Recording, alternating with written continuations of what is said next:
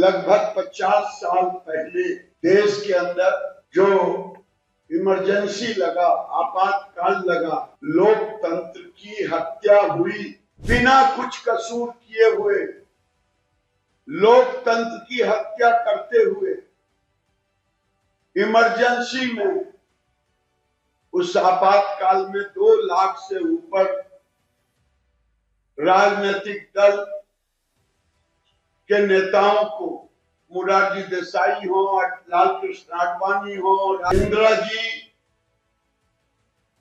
जब से प्रधानमंत्री बनी वो वंशवाद की उपज थी। लोकतंत्र और वंशवाद एक दूसरे का पूरक नहीं हो सकता। नमस्कार, मैं हूं संजीव कुमार और आप देख रहे हैं NBC 24। कांग्रेस के द्वारा जो है तत्कालीन जो प्रधानमंत्री है इंदिरा गांधी के द्वारा जो पूरे देश में आपातकाल घोषित किया गया था और इस दौरान चारों न्यायपालिका के खिलाफ अगर कोई आवाज उठाता है तो उसको दबाने का काम किया गया है। इसी मुद्दे को लेकर के केंद्रीय मंत्री हैं गिरिराज सिंह, उन्होंने प्रेस वार्ता कर कांग्रेस सरकार पे जबरदस्त रूप से हमला बोला है। इसके साथ साथ झारखंड सरकार पर भी उन्होंने हमला बोला है।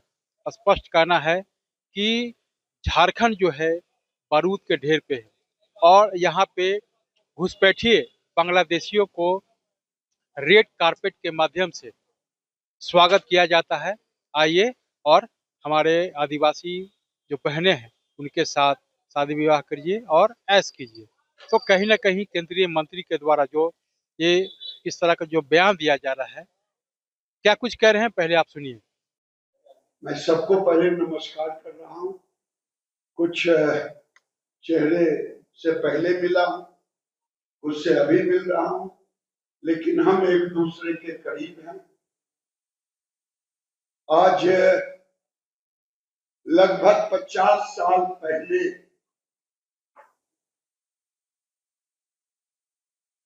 देश के अंदर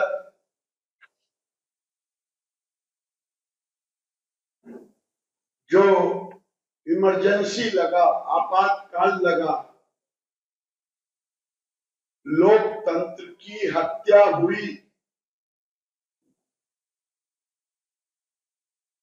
आज जो इस सदन की इस हॉल में है, देश के अंदर अभी जो जनसंख्या है 50 साल के नीचे की जनसंख्या लगभग 105 करोड़ से ऊपर। देश को, आज की युवा पीढ़ी को ये जानना जरूरी है कि भारत की लोकतंत्र सबसे पुरानी लोकतंत्र, हमारे रग रग में लिच्छवी गणराज्य को सब लोग जानते हैं। ये इंदिरा जी जब से प्रधानमंत्री बनी वो वंशवाद की उपज थी। लोकतंत्र और वंशवाद एक दूसरे का पूरक नहीं हो सकता। और 71 में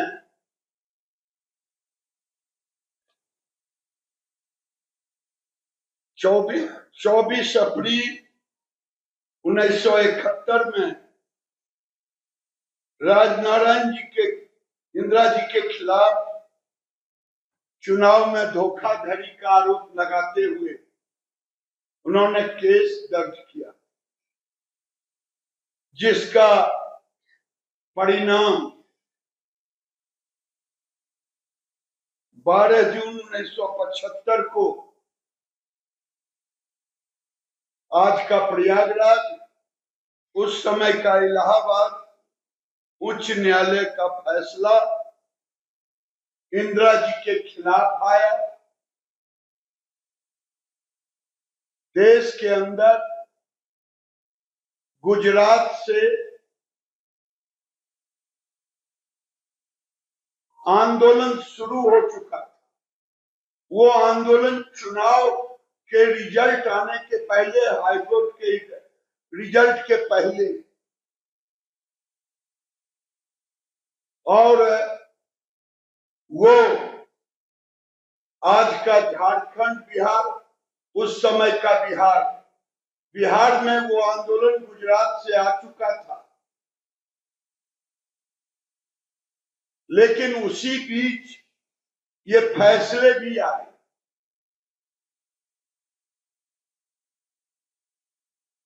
फैसले आने के बाद इंदिरा जी का तानाशाही रूप सामने आया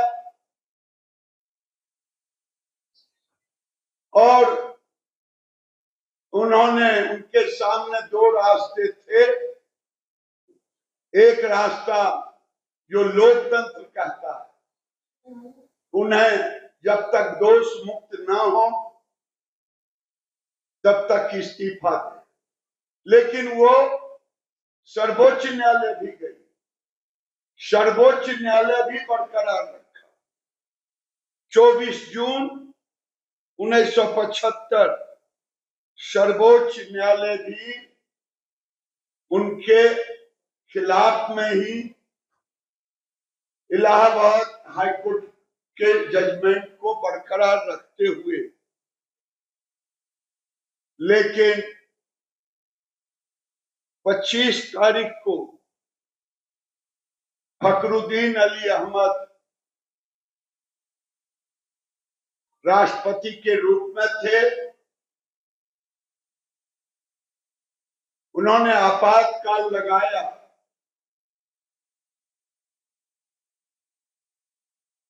और 26 जून को, आज ही के दिन, इंदिरा जी ने रेडियो प्रसारण किया। प्रसारण ही नहीं किया बल्कि तब तक लाखों लोगों को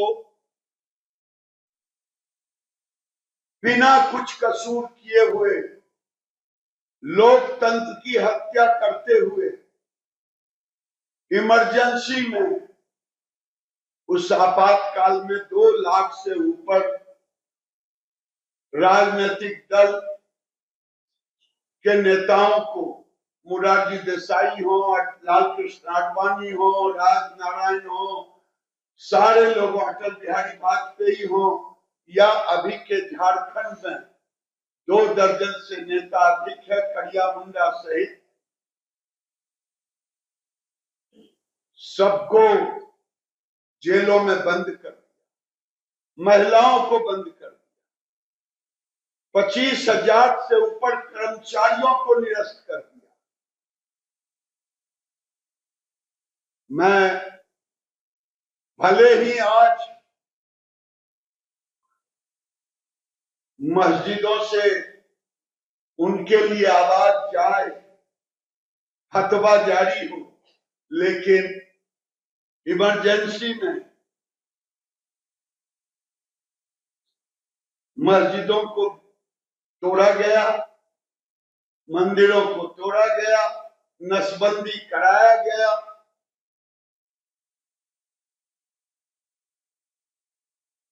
और लगभग 77,000 लोग विस्थापित हुए मस्जिदों के कारण। आज जो लोकतंत्र की दुहाई राहुल गांधी दे रहे हैं, एक किताब लेकर के, आज लोकतंत्र को रौंदने वाली पार्टी जो आज का जनरेशन है, जो आज का नौजवान है, उसको जानना जरूरी है। क्योंकि लोकतंत्र है तभी ये 50 वर्ष हो चुके, 50 ये सबके लोगों हैं, मैं गिन रहा था 50 लोग, लेकिन उस समय लोगों तो नहीं था, लेकिन कलम था। कलम बंद करना पड़ा और मैं इंडियन एक्सप्रेस और जनसत्ता और गोयनका जी सारे लोगों को बधाई देता हूं कि उन्होंने लोकतंत्र की लड़ाई जो 4 स्तंभ है, चारों स्तंभ को उन्होंने रौंद दिया, रौंदने का काम किया।